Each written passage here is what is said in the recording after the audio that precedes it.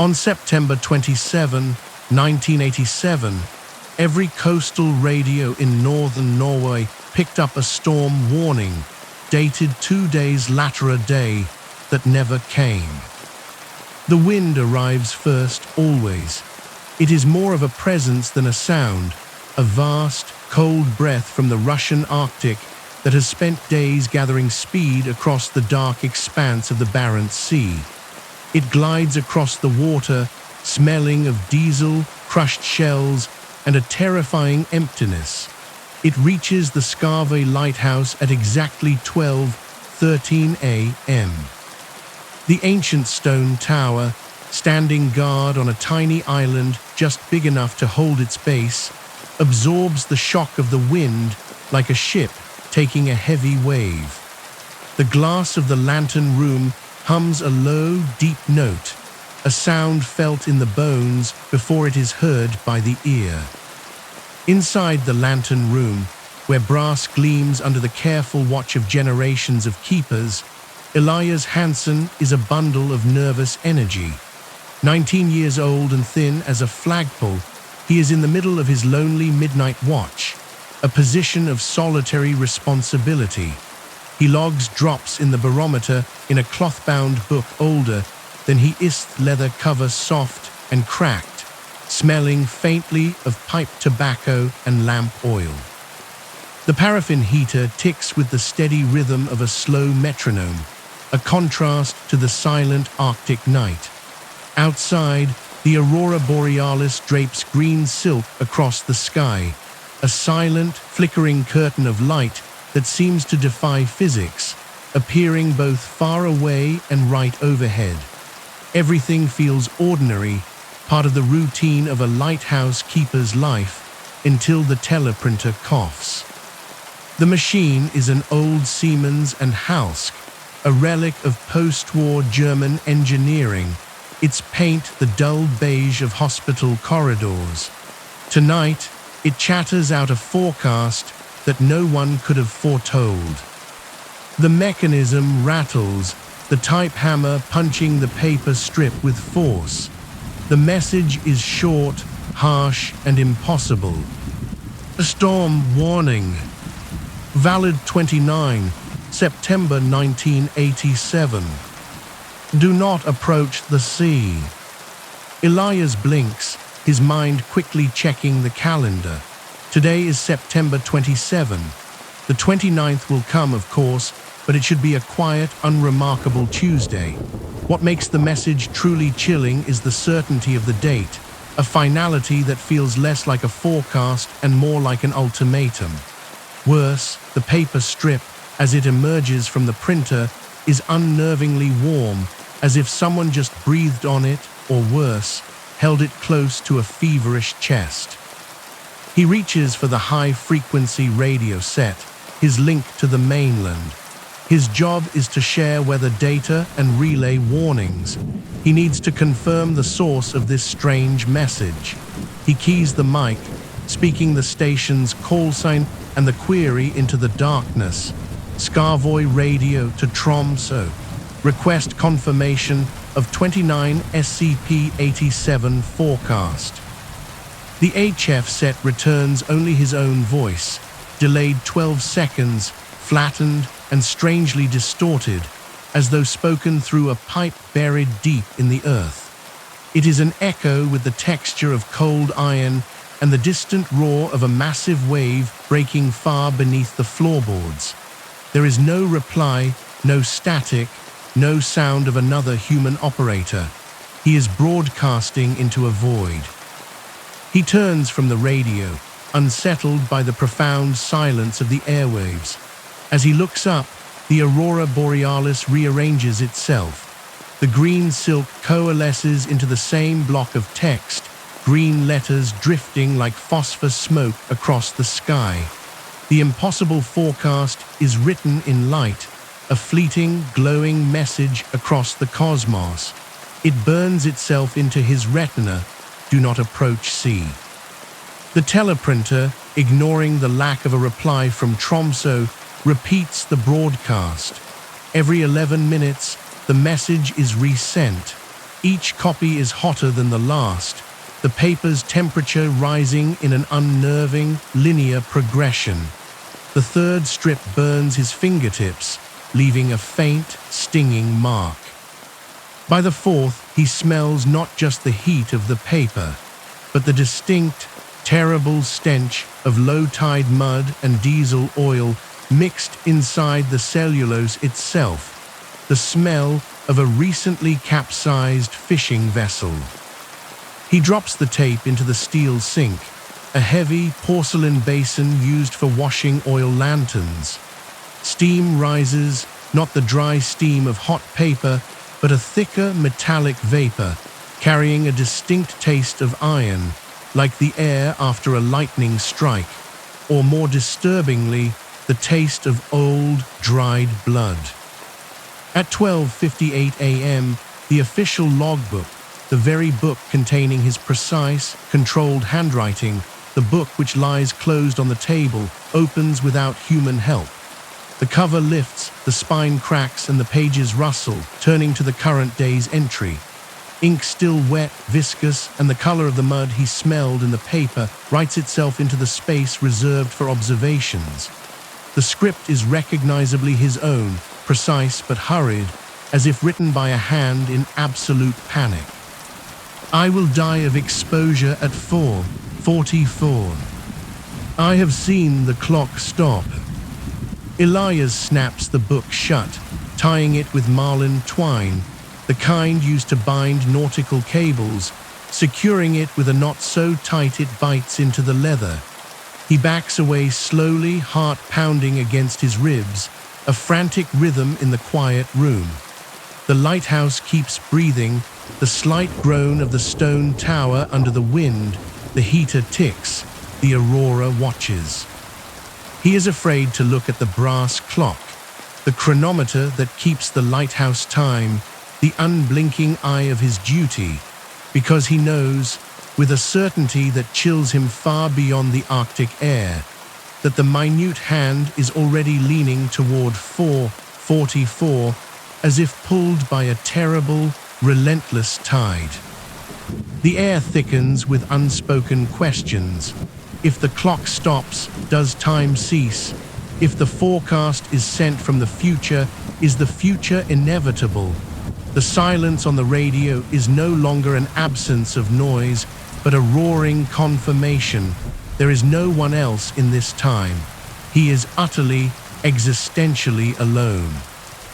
Water begins to climb the spiral stairs of the lighthouse. It is not the violent rush of a leak or a break, but a deliberate, slow ascent, step by measured step, clear as gin, cold enough to numb bone and steal heat from the air. It is water that has been distilled by cold, separated from its salt, yet carries the undeniable memory of the sea. On every fifth tread, a small, preserved object lies frozen in a prism of perfect, clear ice, marking the passage of the rising tide. These are not random pieces of flotsam. Each one is a relic, a piece of the doomed trawler Nordlys lost in the Great Storm of 1943, the storm that the current forecast seems to be referencing. A brass button from a Norwegian naval coat, a fountain pen nib the precise kind used in lighthouse logbook sand, a small, waterlogged matchbox labeled in faded, blocky text. Storm matches 1943. Each object serves as a cold, tangible witness to a past disaster now being pulled forward into his present. The line between past disaster and future prediction is dissolving in a clear, cold sheet of ascending water. The barograph pen, the delicate instrument used to trace the pressure line onto the rotating drum, snaps. The needle is broken, yet it keeps scratching, carving the same 6 names to the crew of the Nordlys, the wooden baseboard of the instrument in letters microscopic and sharp, like the inscription on a tombstone. The names are Nut, Olav, Johan, Trygve, Harken, Anders. He recognizes the list from the station's archive of local disasters, a quiet memorial kept in a locked drawer. 11 minutes and 6 seconds, Latera perfect 11 minutes, mirroring the teleprinter's impossible rebroadcast cycle, plus 6 seconds. The number of names carved into the wood air changes. The scent of coal tar soap drifts through the room, a sharp, clean smell that evokes an old man's jacket and cold hands. This is immediately replaced by the heavy, comforting smell of boiled cod, a fisherman's meal, and then the metallic sting of old, rusted tube heaters. It is an olfactory loop, a sequence of smells tied to the 6 drowned men, repeating with the unsettling precision of clockwork. Elias tries the Crankfield telephone, the emergency line. He cranks the magneto violently, generating a sharp, demanding ring. The receiver, when he lifts it, does not offer the expected buzz or silence, but a child's voice. It recites tide tables, the long, rhythmic list of high water and low water, but in reverse. The child's voice grows younger, the cadence slowing, the pitch dropping with each syllable, until only a sharp, lonely series of gull cries remains, a sound that is the very signature of coastal abandonment. He forces himself to open the logbook again, the one he tied with marlin twine. The knots hold, but the pages are now stiff, embossed by salt water he has not touched. The paper is simultaneously dry and saturated.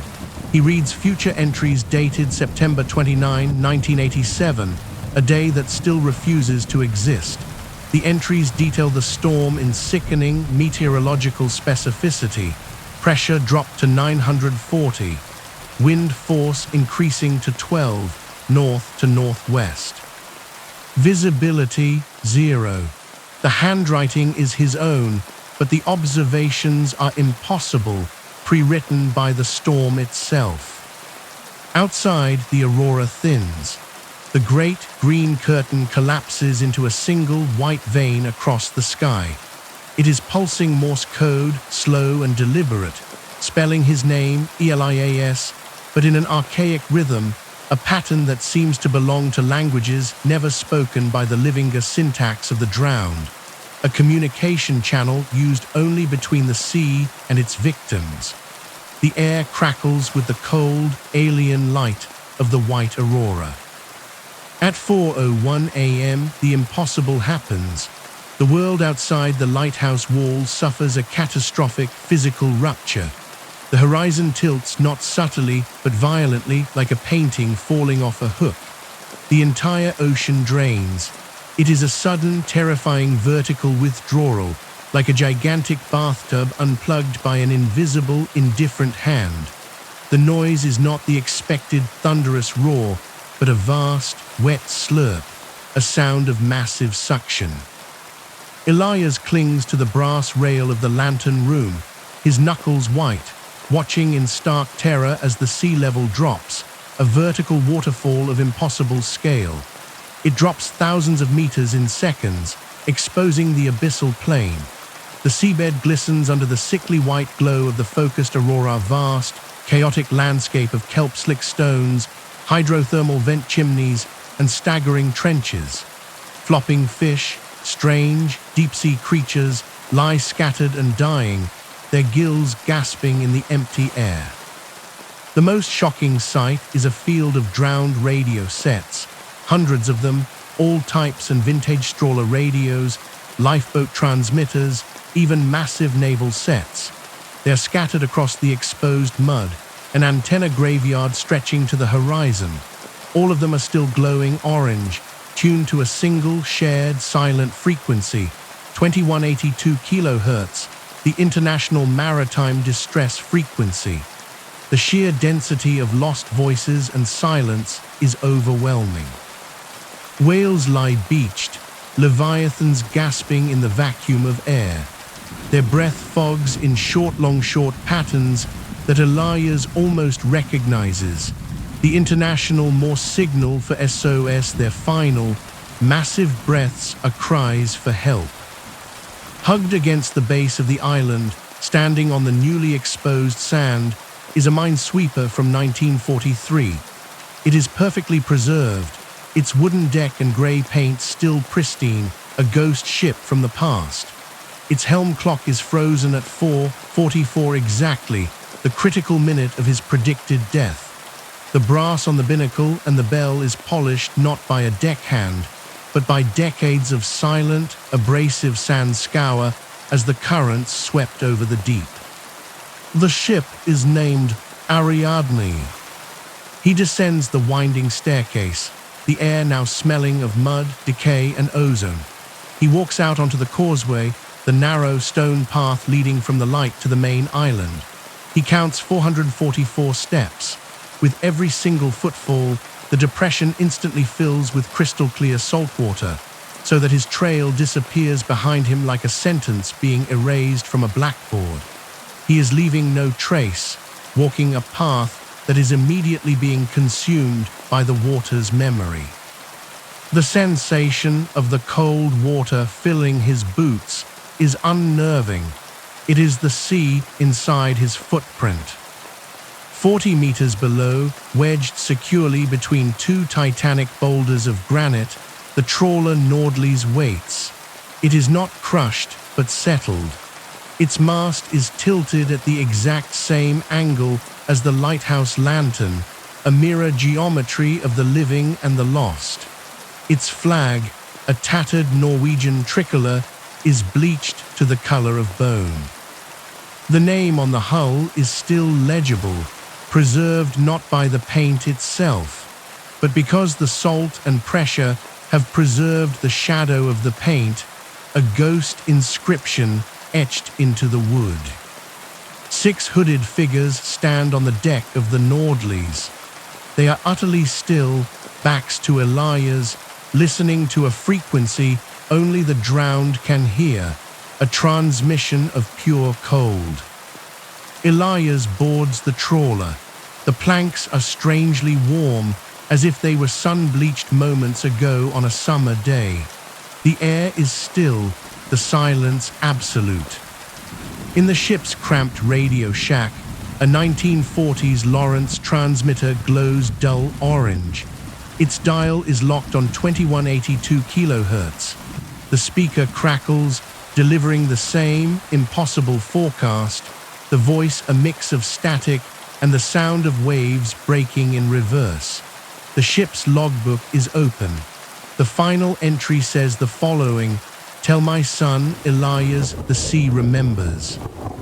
The handwriting is his own, not the hurried script of the prediction, but his measured, adult hand, a self-written message from a self who drowned.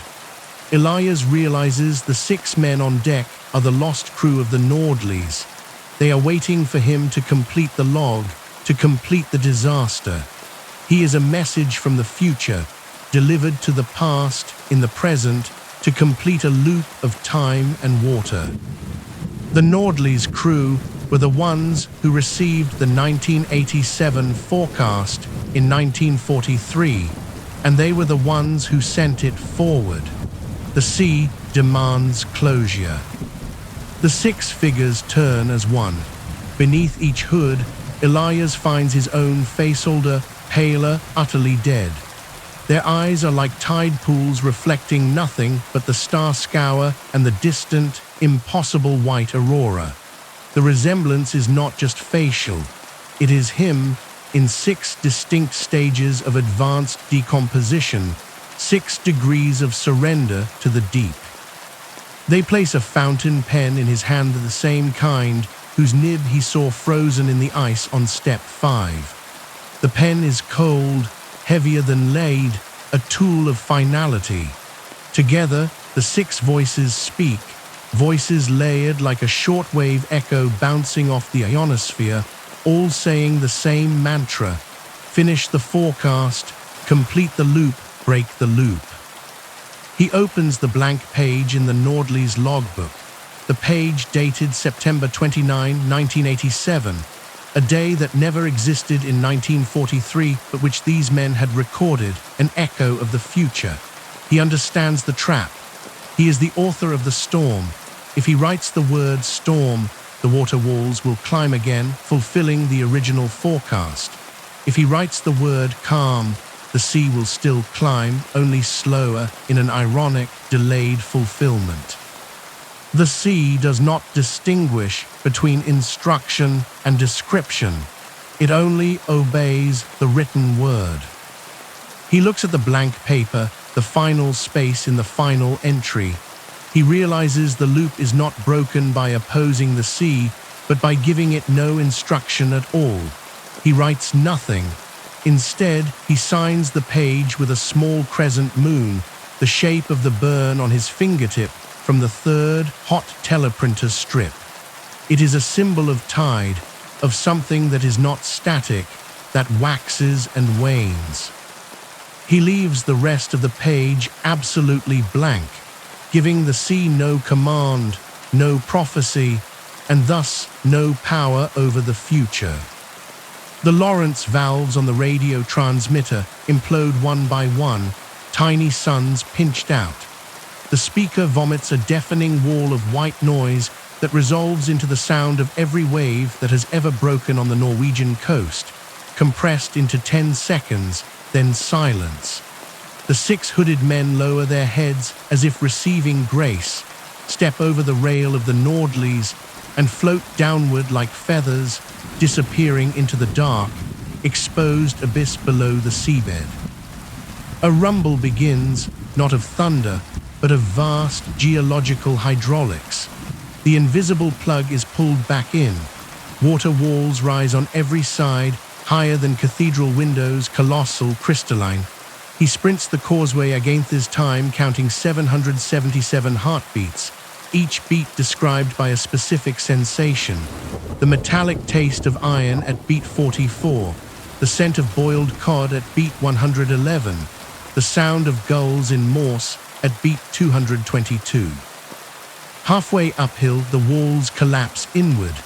Concussion knocks him flat, the force of the returning ocean a physical blow. Salt spray blinds him. He tastes iron, iodine, and time. When he wipes his eyes, the ocean is restored, horizon level, stars winking approval, the lighthouse breathing its slow, steady rhythm. He limps the last meters to the massive, iron-strapped lighthouse door, his coat stiff with dried salt, a carapace of the recent impossible journey. The door, instead of creaking on its old, sea-worn hinges, is breathing, the sound of the thick, old wood expanding and contracting in the newly humid sea air, a slow, deep sigh of structural relief. Salt crust crackles from his coat like shattered glass, the desiccated, crystalline residue of the drowned ocean, sloughing off as he moves. The air inside the small vestibule smells clean again, metallic, cold, but devoid of the low-tide stench and ozone that had clung to the air minutes before. Inside, the spiral staircase is perfectly dry. Step 17, the tread where the brass button of the drowned sailor lay frozen, bears no watermark, not even the faint darkening of stone that memory should leave. The barograph pen rests precisely at 1013, the standard, unremarkable pressure of a stable sky, a meteorological lie that his senses accept as a profound, healing truth. The apocalyptic pressure drops to 940 never happened on this side of the loop. Only the brass clock, the master chronometer of Skarvøy, has stopped at 0444, its hands leaning together like tired lovers, a sentinel of the precise moment of crisis, a wound on the face of measured time. Elias moves with a heavy, purposeful exhaustion. He threads the rescued teleprinter tape, the first, warm, possible one, onto a battered UHA reel-to-reel recorder he keeps for historical recordser machine meant to document the past, now tasked with broadcasting the future. He presses play. Instead of the static, the impossible forecast, or the sound of the collapsing water walls, he hears his own childhood voice, slow and high, reading a lullaby his mother once told him. Once there was a boy who listened to the sea so closely that the sea began to listen back. The reel turns, casting small circles of light across the Walser lighthouse inside a lighthouse, a small, contained beacon of memory and safety. He runs the cord from the recorder to the high-frequency set, tuning precisely to 2182, the maritime distress and calling frequency. He transmits the lullaby on a slow, continuous loopsoft, slow at 80% speed, a frequency shifted to sound more like a whisper than a warning sending sleep instead of distress. The standing wave ratio meter, which measures the efficiency of the power transfer, stays perfectly flat, an impossible zero resistance reading, as though the antenna feeds directly into the ocean itself. No energy lost, no resistance found. The lullaby is a broadcast of pure, benign intent, a negotiated truce with the deep. Somewhere out on the swell, trawlers rocking gently at anchor, radios left on low for company, fishermen half dreaming of home, will hear a gentle voice promising quiet water, and they will sleep a little deeper, untouched by the phantom storm that almost was. The transmission consumes the next hour. Elias sits, watching the slow, even turn of the reel, monitoring the serene SWR needle, using the power of the light to spread comfort instead of caution. He thinks of the 6 faces beneath the hoods, his own face, and the quiet relief in their posture as they stepped into the returning water. He understands now. The forecast was not a warning of an upcoming storm, but the echo of a past one struggling to reassert itself. By refusing to write, he had denied the loop its required energy source of fear and the official record. Dawn creeps rose gold across the horizon, the light painting the lantern room's ceiling in colors of hope and certainty. The brass clock, still frozen at the moment of crisis, gives a single sharp click and resumes ticking from 5 o'clock, skipping the death minute entirely, erasing the predicted moment of exposure. He resets the hands, carefully winds the heavy spring, feeling the mechanical heartbeat steady beneath his fingers, a physical, tangible reassurance that time is back in human hands. He returns to the logbook, the single, dark drop of mud ink that contained the prophecy of his death is gone, replaced by a slight, bleached watermark. He writes, "Night quiet, Aurora faint, sea calm, forecast no storms predicted." He underlines no storms once, not 3 times. 3 underlines would be a boast, a challenge to the sea. Once is a statement of professional fact, backed by a profound personal knowledge. Once is enough. As he closes the book, securing the new entry, a single drop of water falls from nowhere above him, perfectly circular, heavy and cold. It soaks into the paper immediately, exactly where the original drop of mud ink had been, leaving a dark, permanent stainer full stop at the end of the dream. A final, cold signature from the sea. It is the last memory the tower will hold. He cleans the reel-to-reel recorder and files the teleprinter tape, folding it with meticulous care. He knows he will never broadcast the lullaby again. The silence must be allowed to return, the truce must be quiet. Far below, in the deep sound channel that carries whispers across oceans, the lullaby is still looping, attenuated by depth and water pressure, telling the sea to sleep, telling the boy he can rest, ensuring the forecast remains undisturbed.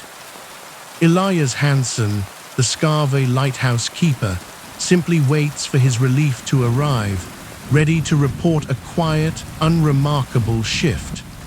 The 29th of September 1987 will be a calm, sunny day in northern Norway.